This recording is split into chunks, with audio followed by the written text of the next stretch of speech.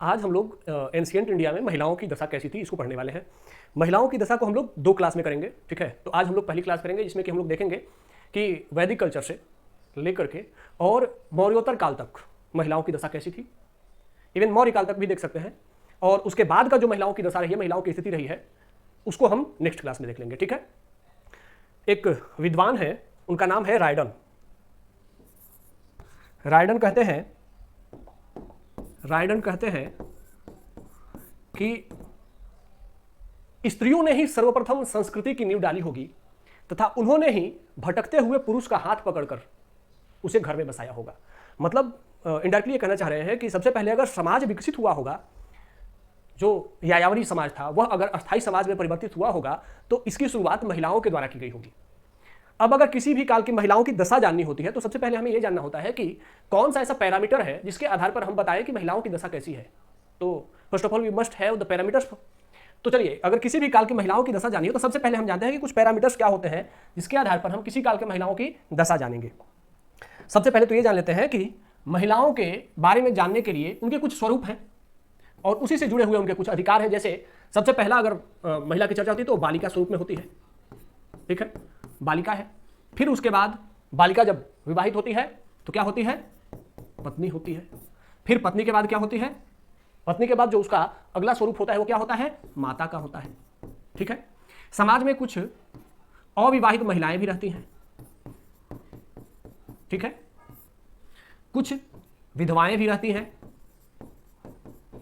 और वृद्ध भी रहती हैं। तो इस तरीके से इन सभी स्तर पर इन सभी स्तर पर महिलाओं के स्टेटस को जानने का प्रयास करेंगे हम लोग आज। कि किसी भी समाज में अगर हम एंशिएंट इंडिया की बात करें, अगर मौर्य काल में, तो मौर्य काल में बालिकाओं के लिए क्या क्या अधिकार है, पत्नी के लिए क्या अधिकार है, माता के लिए क्या अधिकार है, मौर्य काल में विधवाओं की स्थिति कैसी है, क्या उस काल में अविवाहित महिलाएं हैं, अगर हैं तो उनके अधिकार कैसे हैं, वृद्ध को परिवार में कितना सम्मान दिया जा रहा है, ठीक है। अब इन सबके अलग अलग अधिकार भी हैं। अगर हम बालिका के संदर्भ में चर्चा करें तो सबसे पहले बालिका के संदर्भ में क्या होता है कि परिवार में लिंग भेद है क्या। लिंग भेद का मतलब है कि क्या बालिका की बालक से कोई भिन्नता है, क्या बालक को बालिका से अधिक प्रधानता दिया जा रहा है। दूसरा कारक होता है क्या बालिका को शिक्षा का अधिकार है, शिक्षा का अधिकार, यह दूसरा पैरामीटर है। तीसरा है संस्कारों में, जो 16 संस्कार होते हैं, संस्कारों में उसकी भूमिका कितनी है, ठीक है। संस्कारों में भी विशेष करके विवाह संस्कार जो है, विवाह संस्कार में उसकी कितनी भूमिका है, विवाह में उसकी विवाह की आयु क्या है, क्या बाल विवाह है। दूसरा,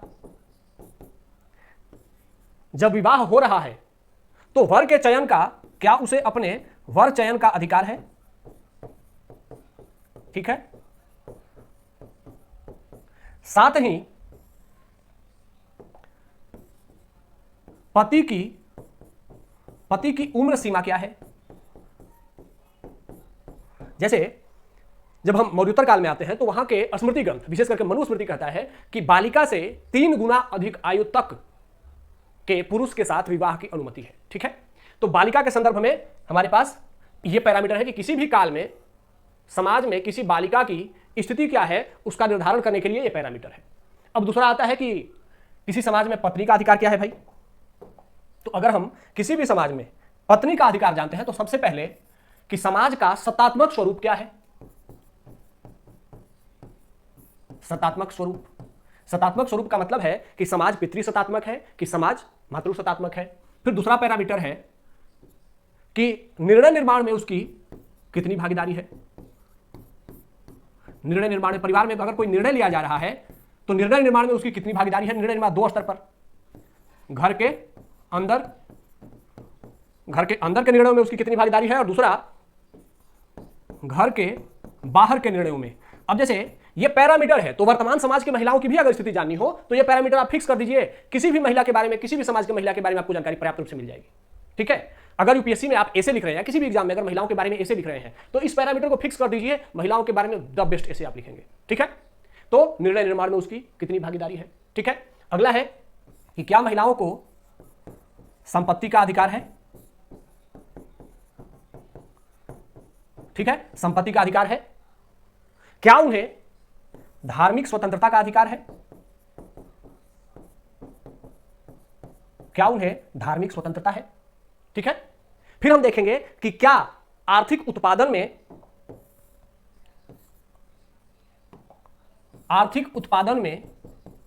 उनकी भागीदारी है। आर्थिक उत्पादन में भागीदारी है।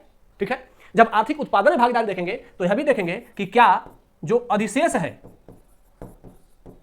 अधिशेष पर नियंत्रण है। अधिशेष का मतलब है कि जब धन उत्पादित हो जाता है तो जो सरप्लस प्रोडक्शन होता है घर में, जो अनाज उत्पादित होकर के आता है, उस अनाज पर उनकी कितनी भागीदारी है, उनकी कितनी भूमिका है। ठीक है, अधिशेष पर नियंत्रण से ही संबंध करके यहां पर आप देख सकते हैं कि क्या उन्हें दान देने की स्वतंत्रता है। ठीक है, इससे पता लग जाएगा कि क्या वो अधिशेष पर नियंत्रण रखती है, क्या उन्हें दान देने की स्वतंत्रता है। फिर उनके संभोग व्यवहार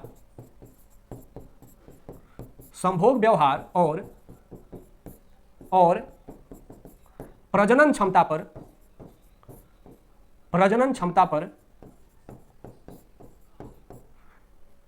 कितना अधिकार है। इसका मतलब है कि क्या उनके संभोग व्यवहार को सत्तात्मक स्वरूप द्वारा नियंत्रित किया जाता है, जैसे पिता जहां चाहे वही शादी करनी होती है, पिता जिस उम्र में चाहे उसी उम्र में शादी करनी होती है, क्या विवाह पूर्व संभोग का अधिकार है। यह सब है कि संभोग व्यवहार और प्रजनन क्षमता का अधिकार। फिर अगला है, क्या उनके पास राजनैतिक अधिकार है। ठीक है, तो इस तरीके से किसी भी काल के महिला के अगर स्वरूप को जानना हो कि उस महिला के पास कितने अधिकार हैं, तो ये पैरामीटर आप उस पर फिक्स कर दीजिए, किसी भी काल के महिला की जानकारी आपको मिल जाएगी। उसी के बाद माता के रूप में उसकी क्या भूमिका है।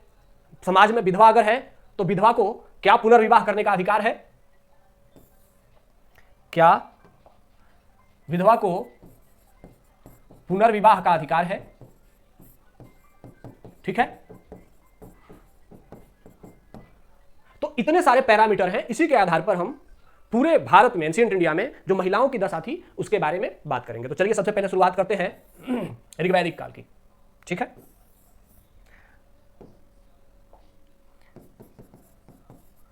ऋग्वैदिक काल की इसलिए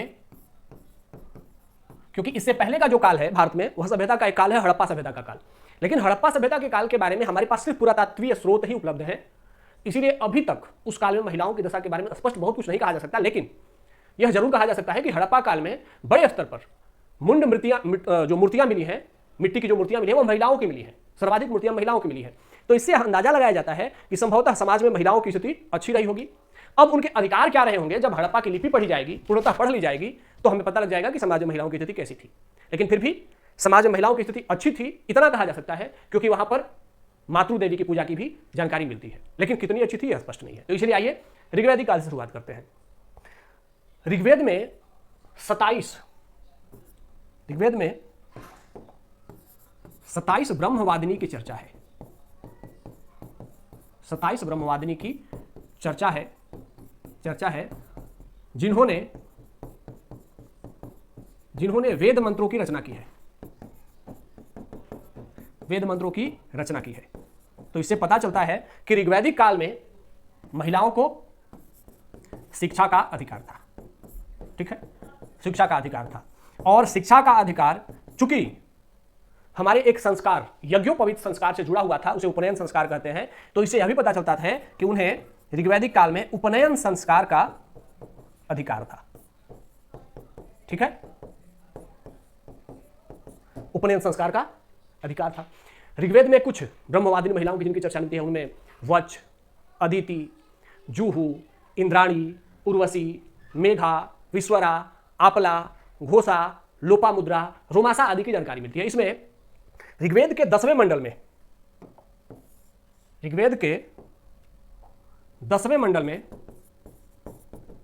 10वें मंडल में देवी सूक्त है। 10वें मंडल में देवी सूक्त है, जिसकी रचना देवी सूक्त है। देवी सूक्त अर्थात ऋग्वेद में भी हमें स्त्री देवी की जानकारी मिलती है, जिसकी रचना वच नाम की एक ब्रह्मवादिनी महिला ने किया है। जिसकी रचना किसने लिखा किया है? वच ने किया है। तो इससे पता चलता है कि ऋग्वैदिक काल की महिलाएं वैदिक ज्ञान विज्ञान में भी बहुत बड़ी भूमिका रखती थी। ठीक है, इसके बाद हम आगे पढ़ते हैं। ऋग्वैदिक काल के बाद उत्तर वैदिक काल में हमें याज्ञवल्क्य गार्गी संवाद मिलता है। अगर आप लोगों ने ध्यान दिया होगा, पढ़ा होगा कभी, तो याज्ञवल्क्य गार्गी संवाद जरूर सुना होगा। ठीक है, तो याज्ञवल्क्य गार्गी संवाद में क्या पता चलता है कि याज्ञवल्क्य ऋषि उस काल के एक बहुत बड़े विद्वान थे। याज्ञवल्क्य ऋषि इतने बड़े विद्वान थे कि उनसे शास्त्रार्थ करने का हिम्मत किसी को नहीं होता था, याज्ञवल्क्य से। और उससे एक गार्गी नामक विदुषी महिला ने क्या किया? शास्त्रार्थ किया याज्ञवल्क्य गार्गी संवाद में। तो याज्ञवल्क्य गार्गी संवाद से क्या पता चलता है कि महिलाओं को शास्त्रार्थ करने की भी अनुमति थी, शास्त्रार्थ करने का अधिकार था। ठीक है, और याज्ञवल्क्य गार्गी संवाद यह उत्तर वैदिक काल का है। तो इससे पता चलता है कि उत्तर वैदिक काल के महिलाओं को भी शास्त्रार्थ करने का, शिक्षा प्राप्त करने का, उपनयन संस्कार का अधिकार था। ठीक है, ऋग्वेद में बहुत सारे ऐसे अधिकारों के बारे में हमें जानकारी मिलती है, जिसमें कि महिलाओं को अश्वारोहण करने, पति के साथ युद्ध करने। आप लोगों ने एक युद्ध का नाम सुना होगा ऋग्वेद में, दशराग्य युद्ध। दशराग्य युद्ध में सुदास और उसके साथ 10 जनों का जो युद्ध होता है, उसमें उनकी पत्नियां भी युद्ध में भाग ले रही हैं, पत्नियां भी युद्ध लड़ रही हैं। तो इससे पता चलता है कि ऋग्वैदिक काल में महिलाओं को युद्ध लड़ने, साथ ही अपना वर चयन करने का अधिकार भी था। ठीक है, वर चयन करने का अधिकार कैसे स्पष्ट होता है? याज्ञवल्क्य गार्गी संवाद से, कि उससे पहले गार्गी जब याज्ञवल्क्य से संवाद करने जाती है तो उनके पिता कहते हैं कि अब तुम्हारी युवा अवस्था हो गई है, तुम अपने लिए एक वर चयन कर लो। तो गार्गी कहती है नहीं, मुझे अभी विवाह नहीं करना है, मैं अभी स्वयं को विवाह योग्य नहीं मानती हूं। जब मैं याज्ञवल्क्य ऋषि से शास्त्रार्थ में विजयी हो जाऊंगी तब मैं विवाह के बारे में सोचूंगी। तो इसका मतलब है कि इससे यह भी पता चलता है कि महिलाओं को क्या था? वर चयन का अधिकार था, वर चयन का अधिकार था। वह स्वयं से, और साथ ही वर चयन का अधिकार था, शिक्षा प्राप्त करने का अधिकार था। और जब 16 संस्कारों में विवाह संस्कार से पहले उपनयन संस्कार होता था महिलाओं का, तो उपनयन संस्कार होने के लिए एक निर्धारित उम्र होती थी।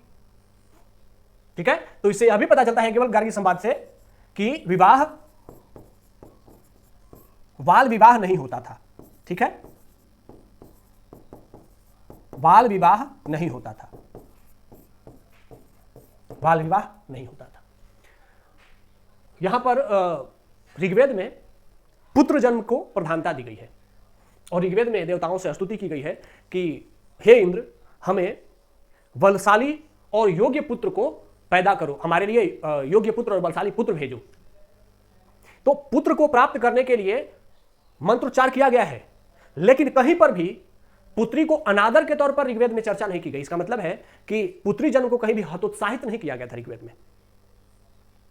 साथ ही शतपथ ब्राह्मण में, शतपथ ब्राह्मण ग्रंथ आप लोग जानते होंगे, शतपथ ब्राह्मण में, शतपथ ब्राह्मण यह उत्तर वैदिक काल का ग्रंथ है।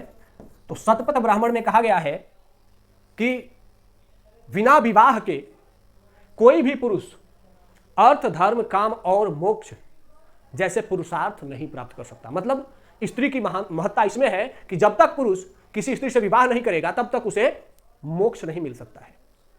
ठीक है, तो इससे पता चलता है कि ऋग्वैदिक समाज में महिलाओं की स्थिति क्या थी।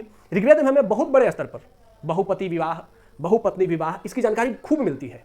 ठीक है, और उसके साथ साथ विवाह युवा अवस्था में होती थी, यह भी जानकारी मिलती है। पुनर्विवाह और नियोग प्रथा तथा विधवा विवाह की भी ऋग्वेद में चर्चा है। ऋग्वेद में क्या चर्चा है? पुनर्विवाह, विधवा विवाह और नियोग प्रथा। नियोग प्रथा का मतलब है कि अगर पति कम उम्र में ही मर गया और अगर पत्नी के साथ उसका कोई संतान नहीं है, तो उस पत्नी को किसी और पुरुष के साथ संबंध बना करके संतान उत्पन्न करने का अधिकार दिया जाता था।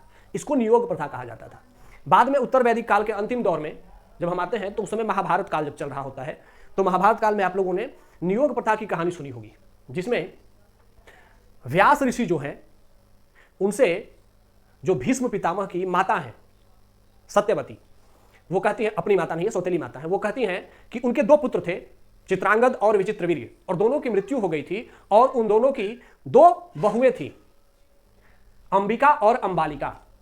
तो सत्यवती जो माता है वह व्यास ऋषि से कहती हैं कि हे ऋषि, आप नियोग प्रथा के माध्यम से हमें संतान प्रदान करिए ताकि हमारा जो वंशावली है वह आगे बढ़े, क्योंकि हमारा जो एक पुत्र है देवव्रत, जिसे भीष्म पितामह कहा गया, वह तो आजीवन ब्रह्मचर्य रहने का संकल्प ले चुका है, तो ऐसे में आप ही नियोग प्रथा के माध्यम से हमें संतान दे सकते हैं। तो व्यास ऋषि के साथ अंबिका और अंबालिका इन दोनों का नियोग हुआ और उसके बाद दो पुत्र पैदा हुए, धृतराष्ट्र और पांडु, और फिर एक और दासी के साथ भी नियोग हुआ, तो उससे विदुर की प्राप्ति होती है। तो इस तरीके से नियोग प्रथा की जानकारी हमें बाद के काल में भी मिलती है। ठीक है, अब उत्तर वैदिक काल में महिलाओं की स्थिति ऋग्वैदिक काल की महिलाओं के समान नहीं थी, कुछ कमी आने लगी, और इसकी जानकारी कहां से मिलती है? एक संहिता ग्रंथ है मैत्रेयणी संहिता। मैत्रेयणी संहिता, इस मैत्रेयणी संहिता में स्त्री को एक बुराई के तौर पर बताया गया है। क्या है? कि स्त्री एक बुराई है। हालांकि इसे सन्यास या सन्यासियों के लिए बुराई बताया गया है कि जो सन्यासी हैं उनके लिए स्त्री एक बुराई है, लेकिन बुराई है इसकी चर्चा हमें मैत्रेयणी संहिता में मिलने लगती है। तो इससे पता चल गया कि उत्तर वैदिक काल में महिलाओं की स्थिति ऋग्वैदिक काल की महिलाओं की जैसी नहीं है। लेकिन इसी के विपरीत मैत्रेयणी संहिता में जब बुराई बताया गया है तो दूसरे और ग्रंथ हैं, जैसे बृहदारण्य उपनिषद। बृहदारण्य उपनिषद, इसी में याज्ञवल्क्य गार्गी संवाद की चर्चा है। इसमें याज्ञवल्क्य गार्गी संवाद भी है। ठीक है, याज्ञवल्क्य गार्गी संवाद, जिससे क्या पता चलता है कि नहीं, महिलाओं को शास्त्रार्थ करने का भी अधिकार है। ठीक है, साथ ही इसी ग्रंथ में बृहदारण्य उपनिषद में ही याज्ञवल्क्य और उनकी एक पत्नी थी मैत्रेयी। ठीक है, तो अपनी मैत्रेयी के साथ याज्ञवल्क्य ऋषि शास्त्रार्थ करते हैं। याज्ञवल्क्य गार्गी के साथ शास्त्रार्थ अलग करते हैं, गार्गी एक अलग विदुषी थी, लेकिन अपनी पत्नी मैत्रेयी के साथ भी ज्ञान चर्चा करते हैं। तो इससे पता चलता है कि विवाहेतर मतलब विवाह के बाद भी महिलाओं को पढ़ने लिखने और ज्ञान प्राप्त करने का अधिकार उत्तर वैदिक काल में भी था। ठीक है, हालांकि इसके जस्ट बाद का जो काल है उसे सामान्यतः बुद्ध काल के पहले का जो काल है उसे भी दो भागों में बांटा गया है, रामायण काल और महाभारत काल। अंदाजा लगाया जाता है कि संभवतः रामायण की घटना इसी के आसपास की है। ठीक है, रामायण काल और महाभारत काल। अब इसमें क्या है, रामायण में क्या है कि रामायण में अग्नि परीक्षा की संकल्पना है। अग्नि परीक्षा मतलब कि अब महिलाओं का सतीत्व इतना प्रमुख हो गया कि अगर एक बार किसी दूसरे पुरुष ने गलती से भी या फिर जबरदस्ती भी किसी महिला के साथ संभोग स्थापित कर लिया तो पति अब उस महिला को त्याग देगा। तो ये जो अग्नि परीक्षा की संकल्पना है यह उत्तर वैदिक काल के अंतिम दौर की संकल्पना है। इस दौर तक इससे क्या पता चलता है कि महिलाओं की स्थिति थोड़ी कमजोर हो रही है। साथ ही किसी धोबी के कहने पर, यह जानते हुए भी कि मेरी पत्नी निर्दोष है, फिर भी पत्नी का त्याग करना, यह क्या दर्शाता है कि पत्नी के महत्व में, स्त्री के महत्व में थोड़ी कमी आ गई है। अब महिलाओं के चरित्र को और कठोरता से नियंत्रण करने के लिए पतिव्रत धर्म की संकल्पना आ गई है। अब ध्यान ये रखना है कि पतिव्रत धर्म की संकल्पना समाज में पति पत्नी के संबंधों को सुदृढ़ करने के लिए है। ऐसा नहीं कि सिर्फ पतिव्रत धर्म है, पत्नीव्रत धर्म भी है। और भगवान राम एक पत्नीव्रत होने का संकल्प लेते हैं, तो भगवान राम के उदाहरण से यह भी स्थापित करने का प्रयास किया गया है कि पत्नीव्रत भी है और पतिव्रत भी है, लेकिन पत्नीव्रत की तुलना में पतिव्रत धर्म कठोर है।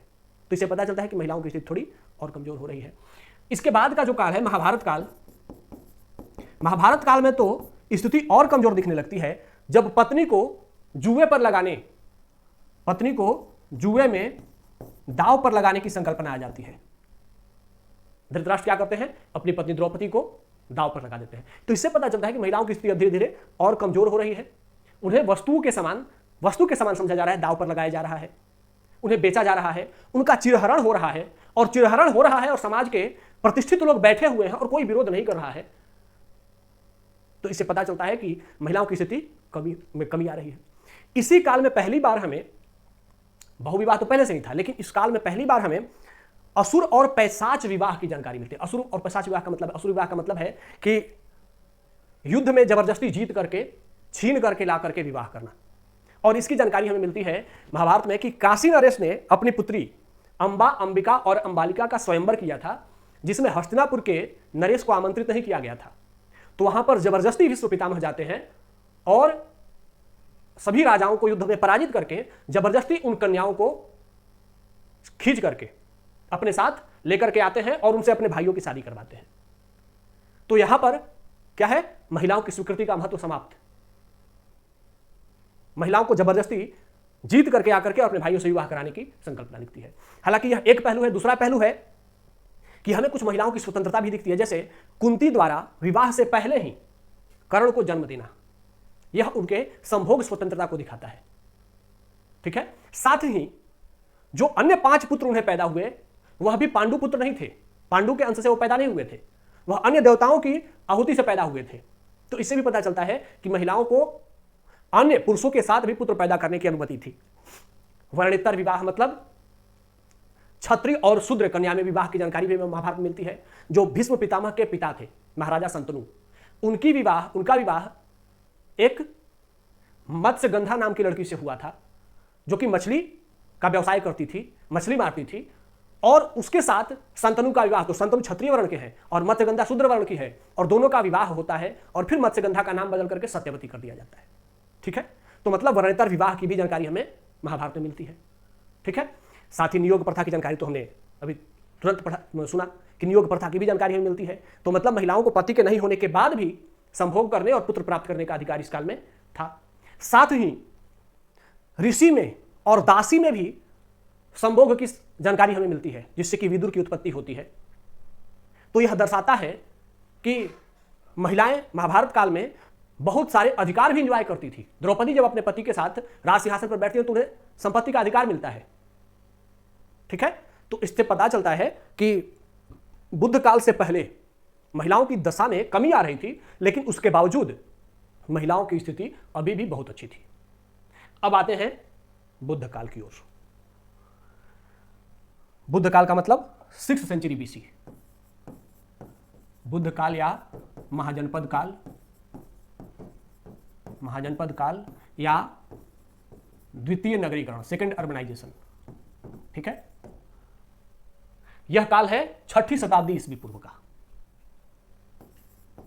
600 BCE का काल है। ठीक है। अब इस काल में भाई महिलाओं की स्थिति कैसी थी? तो इस काल में हमें महिलाओं की स्थिति में कुछ सुधार दिखता है। सुधार कैसे भाई? क्योंकि बौद्ध संघों में महिलाओं को प्रवेश की अनुमति दी गई। महिलाओं को प्रवेश की अनुमति। ठीक है। तो बौद्ध संघों में अगर अनुमति दी गई तो इसका मतलब क्या है कि उन्हें आजीवन अविवाहित रहने का अधिकार मिला। आजीवन अविवाहित रहने का अधिकार। ठीक है। फिर पिता, पति और पुत्र के दबाव से मुक्ति मिली। साथ ही गणिका को भी, एक वेश्या को भी, गणिका को भी संघ में सदस्यता, वेश्याओं को भी संघ ज्वाइन करने का, सदस्यता का अधिकार। ठीक है। आप सभी जानते हैं कि वैशाली की एक गणिका हुआ करती थी, आम्रपाली। तो आम्रपाली को भगवान बुद्ध ने संघ में शामिल कर लिया। तो इससे क्या पता चलता है कि महिलाओं को उसके कार्य के आधार पर जज नहीं किया जाता था, चाहे उसका व्यवसाय कैसा भी रहा हो। अगर वह स्वतंत्र रूप से संघ की सदस्यता लेना चाहती है तो उसे संघ में शामिल करने का अधिकार था। ठीक है। वेश्याओं को भी धर्म का अधिकार है। यह प्रगतिशीलता दर्शाता है। बौद्ध ग्रंथों में प्रगतिशीलता दिखती है, लेकिन ब्राह्मण ग्रंथों में गिरावट दिखती है। बौद्ध ग्रंथों में क्या है? प्रगतिशीलता है, जबकि इस काल के जो ब्राह्मण ग्रंथ हैं उन ब्राह्मण ग्रंथों में क्या है? ब्राह्मण ग्रंथों में महिलाओं की दशा में गिरावट। ठीक है, अब इसकी जानकारी कहां से मिलती है हमें?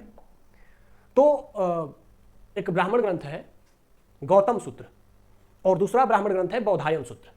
ये दोनों इसी काल की है, गौतम सूत्र और बौधायन सूत्र।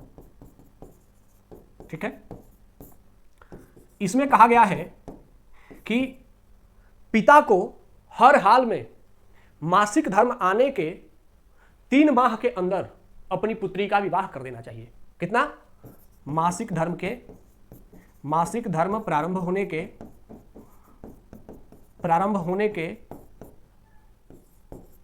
3 माह के अंदर। 3 माह के अंदर। अब देखिए, कारण कुछ भी है, क्योंकि इस दौर में युद्ध भी होने लगे थे। तो युद्ध होने लगे थे, कृषि कार्य बढ़ गया था, तो श्रम की भी आवश्यकता बढ़ गई थी, तो मतलब पुरुषों की आवश्यकता समाज में अधिक थी। तो इसीलिए धर्म ग्रंथों में भी जल्दी जल्दी विवाह करने की अनुमति दी जा रही है, ताकि समाज में श्रम बल की कमी न पड़े, युद्ध के लिए सेना की कमी न पड़े। लेकिन फिर भी महिलाओं की स्थिति तो कमजोर होने लगी। ठीक है, मासिक धर्म प्रारंभ होने के 3 माह के अंदर ही उनका क्या हो जाना चाहिए? विवाह हो जाना चाहिए। ठीक है, हालांकि ये दोनों धर्म ग्रंथ, गौतम सूत्र और बौधायन सूत्र, दोनों पुनर्विवाह और नियोग प्रथा की भी अनुमति देते हैं। मतलब अभी स्थिति बहुत खराब नहीं है। दोनों ने अपने यहां पुनर्विवाह, दोनों ने क्या किया? पुनर्विवाह और नियोग प्रथा की अनुमति है और विधवा विवाह की भी अनुमति है। पति अगर भाग गया है, सक्षम नहीं है, तो ऐसे में पुनर्विवाह की अनुमति है। साथ ही नियोग प्रथा की भी अनुमति इन दोनों ग्रंथों में है। ठीक है, तो एक तरफ धर्म ग्रंथ विवाह की आयु को क्या कर रहे हैं? कम कर रहे हैं, लेकिन दूसरी तरफ महिलाओं को पुनर्विवाह और नियोग प्रथा की अनुमति और विधवाओं को भी विवाह की अनुमति दे रहे हैं। एक गृह सूत्र है, अस्वालय गृह सूत्र। उसमें पहली बार इसी काल में आकर के, नाम है उसका अस्वालय गृह सूत्र। अस्वालय गृह सूत्र, इसमें सती प्रथा का प्रारंभिक संकेत मिलता है। तो इसमें कहा गया है अस्वालय गृह सूत्र में कि अगर पति की मृत्यु होती है तो पत्नी को भी चिता पर बिठाया जाना चाहिए और चिता में अग्नि जलाने से पहले ही पत्नी को चिता से हटा लिया जाना चाहिए। मतलब पत्नी को वहां पर चिता में जलाने की संकल्पना इसमें नहीं है अस्वालय धर्मसूत्र में, लेकिन पहली बार पति के चिता पर बैठाए जाने की शुरुआत या जानकारी हमें इसी गृह सूत्र से, अस्वालय गृह सूत्र से प्राप्त होती है। तो इससे क्या पता चलता है कि महिलाओं की स्थिति धीरे धीरे कमजोर हो रही है। इस काल में संपत्ति के अधिकार पर हमें जानकारी मिलती है आपस्तंभ धर्मसूत्र से। आपस्तंभ धर्मसूत्र एक ग्रंथ है, वह कहता है कि पिता की संपत्ति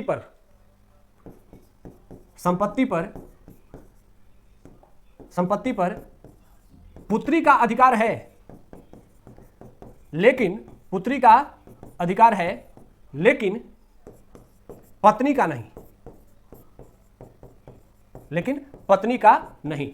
और पुत्री का भी अधिकार तब है जब पुत्र नहीं है, तो संपत्ति पर पुत्री का अधिकार है, लेकिन पत्नी का अधिकार नहीं। जबकि इसी काल में गौतम सूत्र जो लिखी गई है, गौतम सूत्र में थोड़ी उदारता दिखती है। ठीक है, गौतम सूत्र में पहले अगर पुत्र नहीं है तो पहले पत्नी और तब पुत्री को संपत्ति का अधिकार दिया गया है। मतलब यहां पर संपत्ति का अधिकार पत्नी और पुत्री दोनों को है, लेकिन पहले पत्नी को है और फिर पुत्री को संपत्ति का अधिकार दिया गया है कि अगर पत्नी है तो पहले पत्नी को, और जब पत्नी की मृत्यु हो जाती है तब वह संपत्ति जो है वह पुत्री को ट्रांसफर हो जाएगा। ठीक है। अब इस काल में हमें पहली बार गौतम सूत्र में ही स्त्री धन की जानकारी मिलती है कि अगर विवाह के समय किसी महिला को कोई उपहार मिला है तो वह उपहार उसका सिर्फ उस महिला का होगा, उस पर उसके पति और उसके घर वालों का किसी का कोई अधिकार नहीं होगा। तो पहली बार स्त्री धन की जानकारी भी हमें इस काल में मिलती है, जिससे पता चलता है कि स्त्री को कम से कम वैवाहिक संपत्ति पर उसका अपना निजी अधिकार होता था। ठीक है। अब अगला आगे बढ़ते हैं, अगला काल है मौर्य काल। चलिए भाई, मौर्य काल में अब महिलाओं की स्थिति कैसी है इसको जानते हैं। तो मौर्य काल में महिलाओं की स्थिति को जानने के जो सोर्सेस है उसमें सबसे पहला सोर्स है अर्थशास्त्र। ठीक है। तो अर्थशास्त्र में कहा गया है कि महिलाएं गुप्तचरी एवं गणिका विभाग का दायित्व संभाल सकती हैं। तो मतलब पहली बार अर्थशास्त्र में आकर के महिलाओं की राजनीतिक योग्यता को स्वीकार कर लिया गया। ठीक है, कि महिलाएं राजनीतिक रूप से क्या कर सकती हैं, गुप्तचरी और गणिकाध्यक्ष की भूमिका भी निभा सकती हैं। मतलब उनमें यह कौशल है, यह योग्यता है कि वह राजनीति में भी भागीदारी कर सकती हैं। ठीक है। उसके बाद इसी में अर्थशास्त्र में ही चाणक्य लिखते हैं कि बहुविवाह, बाल विवाह, दहेज प्रथा और विधवा विवाह, इन चारों कृतियों की आलोचना की गई है। मतलब कि बहु विवाह की आलोचना की गई है तो यह महिलाओं के लिए अनुकूलित दिखता है, बाल विवाह की आलोचना की गई है, यह भी अच्छी बात दिखता है, दहेज की आलोचना की गई है, अच्छी बात दिखता है, लेकिन विधवा विवाह की भी आलोचना की गई है। मतलब कि विधवाओं की स्थिति में अब कमी आना शुरू हो गया है, विधवाओं की स्थिति अब खराब होने लग रही है। इसकी जानकारी हमें अर्थशास्त्र से भी मिलती है। दूसरी जो जानकारी का सोर्स है इस काल में महिलाओं की, वह पुस्तक है मेगास्थनीज की इंडिका। ठीक है। तो मेगास्थनीज के इंडिका में मेगास्थनीज पहली बार महिला अंगरक्षिकाओं की चर्चा करता है। महिला अंगरक्षिकाओं,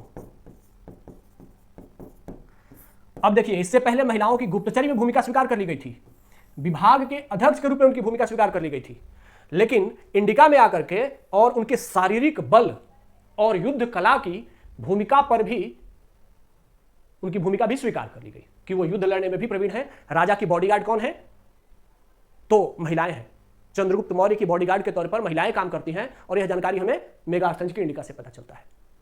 ठीक है। तो अब महिलाओं की शारीरिक शक्ति पर भी इस काल में आकर के विश्वास, तो यह क्या दर्शाता है कि महिलाओं की राजनीतिक भागीदारी अब धीरे धीरे थोड़ी बढ़ी है। ठीक है। उसके बाद जब हम अशोक के टाइम में आते हैं तो अशोक ने अपनी पुत्री संघमित्रा को, आप लोगों ने पढ़ा होगा, अपनी पुत्री संघमित्रा को बौद्ध धर्म का प्रचार करने के लिए कहां भेजा, श्रीलंका भेजा, श्रीलंका भेजा। तो इससे क्या पता चलता है कि महिलाओं को, क्योंकि संघमित्रा कैसी है, शिक्षित है, तो महिलाओं को शिक्षा का अधिकार है, महिलाओं को पढ़ने लिखने का अधिकार है, साथ ही महिलाओं को शास्त्रार्थ का भी अधिकार है, क्योंकि जब संघमित्रा जाती है तो वहां के स्थानीय लोगों से वो शास्त्रार्थ करती है। तो संघमित्रा यह बताती है कि उस समय भारत में महिलाओं को शास्त्रार्थ करने का भी अधिकार है। ठीक है। साथ ही सम्राट अशोक ने महिलाओं की भूमिका को और बढ़ाते हुए और उन्हें क्या कर दिया, उन्हें धम्म महामात्र भी नियुक्त कर दिया। अब महिलाएं धार्मिक विभाग की प्रधान हो गई।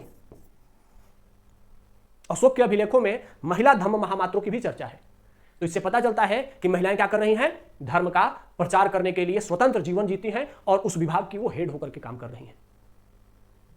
तो इस तरीके से मौर्य काल में जो अभिलेख हैं या जो सोर्स हैं वो बताते हैं कि इस काल में महिलाओं की भागीदारी, भूमिका बढ़ी है। जबकि अर्थशास्त्र में दोनों प्रकार के एग्जाम्पल हैं, विधवाओं की स्थिति में कमी भी दिखती है। ठीक है। जबकि उनकी राजनीतिक भागीदारी बढ़ाने के लिए उन्हें गुप्तचरी विभाग में भी बनाया जाता है। ठीक है। तो इस तरीके से मौर्य काल तक महिलाओं की स्थिति, यह कहा जा सकता है कि सामान्यतः कुछ सीमाएं थी, लेकिन उसके बावजूद महिलाएं पूर्णतः समाज में नेग्लेक्टेड नहीं थी। उन्हें समाज में एक सम्मानजनक स्थान था। उनकी राजनीतिक भूमिका भी थी, संपत्ति का अधिकार भी था, युद्ध भी लड़ती थी, अंगरक्षक भी थी। तो यह सिर्फ मौर्य काल में नहीं थी, उससे पहले के सभी काल की यही कहानी है। ठीक है, तो इस तरीके से मौर्य काल तक के महिलाओं के बारे में हमने महिलाओं की स्थिति के बारे में जाना। इसके बाद के महिलाओं की स्थिति को हम लोग नेक्स्ट क्लास में करेंगे। ठीक है, तब तक के लिए धन्यवाद। जय हिंद।